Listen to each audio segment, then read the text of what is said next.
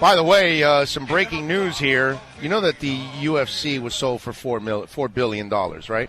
I do. I don't follow it that closely, but I saw it in the news. So Dana White now receives a new 5-year deal, including 9% of UFC's net profits, according to ESPN. And he already owns 9% of the company. That's a hell of a combination right there. And he got a fat check out of that $4 billion too. So, whoo, man, can I have a loan, man? Holy moly. All right, Florida Gator fans, you're going to love this.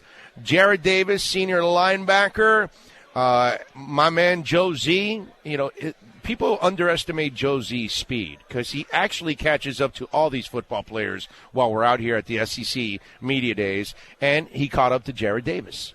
Orlando, thank you very much. With Jarrad Davis, linebacker from the University of Florida, who carries high expectations into this year. You embrace those expectations, 3 years at the University of Florida with a lot of production so far.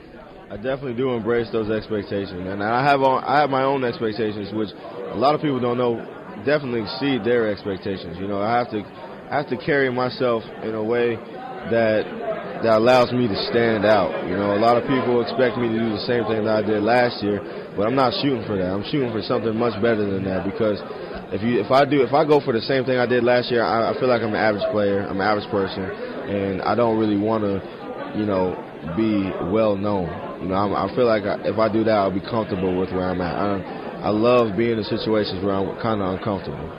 All right, well, let's see what you did last year. You played in 14 games. You started 12 of them, and you finished with 98 tackles. That's a pretty good year. So that leads us to your expectations, as you mentioned. People do have expectations for you, but you have your own. What are they? I definitely have to, with that tackle call, and that one hurts me the most, to see that it's 98. It hurts me the most. I worked all year long to get 98 tackles, and I was so close to 100. But I have to make over 100, and I have to be a dominant force. I have to be someone, as a defensive player, that's electric, that can get the ball out in transition, I have to get the ball back to my offense. I have to be someone that can do that with my teammates around me. We all have to be able to play at a level that's unmatchable. So, that's something that we've been working at all offseason, and it's something that I'm very confident in myself and my group that we can do. You have a position coach that we are familiar with in Miami, Randy Shannon. What kind of influence has Coach Shannon had on you? Man, Coach Shannon has made the game so much easier for me. I mean, he's opened my eyes up to a lot of different things about the game that are not just like, he's kind of made me read in between the lines, I should say. And he makes it, he's had that impact on a lot of football players. And, I'm back again this year to continue to pick his brain and to learn each and every aspect about the game that I can. So in order for me to have the best game possible. Seems like Coach Collins, defensive coordinator, his vision for your defense, get across the line of scrimmage, create a lot of tackles for losses. Would you agree with that? Definitely. I definitely would. And us as linebackers and defensive linemen, we work in tandem. We work in tandem. If the linebackers are making plays, the defensive linemen are getting blocked. If the linebackers are getting blocked, the defensive linemen are making plays. So it's like, it's a great system. It works. It works. It's proven to work last year, and it's going to continue to work this year. I'm extremely confident. I see nobody stopping us because the way that we play and the way that we attack the football, I feel like no one has seen that. No one sees that on a daily basis. Jarrad Davis is with us, linebacker for the Florida Gators. You're from a small town in Georgia. Tell us about your town. Our town it's called Kingsland, Georgia, Camden County. We got one high school, and we have about 3,000 to 4,000 kids who attend that one high school. They come from all over the county, and they come to one school. And the biggest thing in our town is football. So if you want to be known, for something, you got to play football, and you have a lot of support coming out of that county. I'm in Georgia, so there's a lot of Georgia fans. But every time I go home, everybody who's a Georgia fan always tells me that, even though we're Georgia fans, we always root for you, Jarrad, as a Gator. Is the Florida-Georgia game even more special for you? Definitely. I had high hopes and aspirations to go to Georgia coming out of high school. Two of my teammates went there, but sometimes things don't work out that way, and because it didn't work out that way, I look forward to that game each and every year because now I'm a Florida Gator. And, because I didn't get that offer, I go at them with everything I have each and every year. Your team made the Southeastern Conference Championship game last year. How important was that to the development of your team? That was huge. That showed us that the path that we are made to take is a realistic possibility. We had a rough, I wouldn't say it was too rough, but it was definitely a challenge to buy in to the new system that the coaches were trying to promote and present to us. And because we bought in, we were able to make it that far.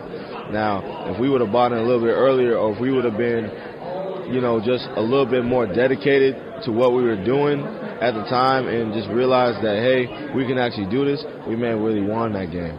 So now this year, this offseason, we're taking a new approach. We're making sure that we know and everybody else knows that the Florida Gators are here to come back and make it and do it big this time. You finished the season against Florida State, Alabama, Michigan. Those are three big names in college football. It didn't go your way. Take the experience out of it. What did the experience of playing three major programs like that do for you? I mean, it definitely shows you what kind of platform you're on at the University of Florida. A lot of schools don't get those 3 games back-to-back. And for us to have those 3 games back-to-back and for them to be of the magnitude that they were in, it definitely showed us that we're in a special place. So to be in a special place, you have to be able to perform in a special way, in my eyes, and you have to be able to step up. And when the stage is huge, when it's big, you have to be able to step up and perform. You can't waste that opportunity.